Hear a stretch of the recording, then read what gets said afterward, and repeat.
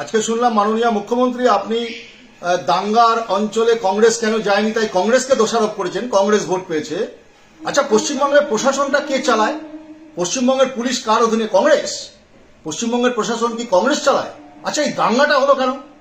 মুর্শিদাবাদ মালদায় এই দাঙ্গাটা হলো কেন? তার জবাব কি আপনার কাছে আছে?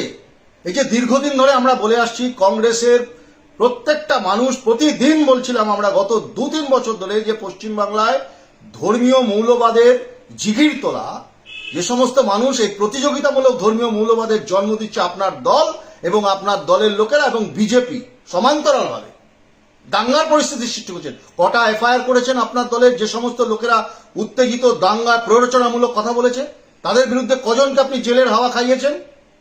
একটাও এফআইআর করেছেন বিজেপির নেতার বিরুদ্ধে? একবারও বিজেপির লোকেদের বিরুদ্ধে বলেছেন যারা দাঙ্গায় উস্কানি দিচ্ছে?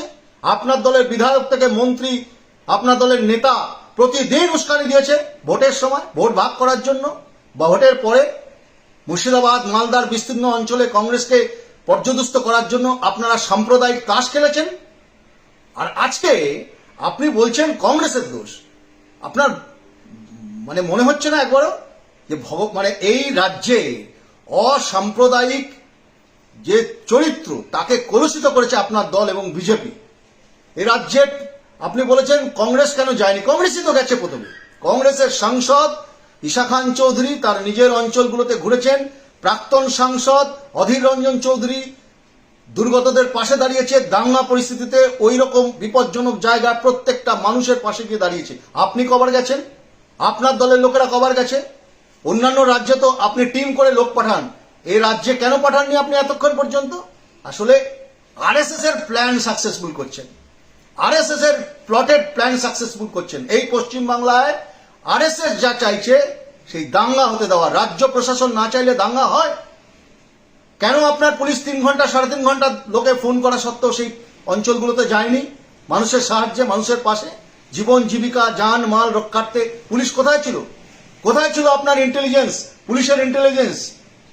আপনি বলছেন যে লোক ভাড়া করে নিয়ে এসে পাথর ছোড়া হয়েছে।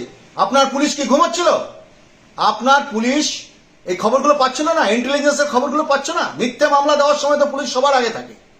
আপনার পুলিশ কার্যত ঘুমোচ্ছিল আর আপনি এখন দোষ দিচ্ছেন কংগ্রেসকে।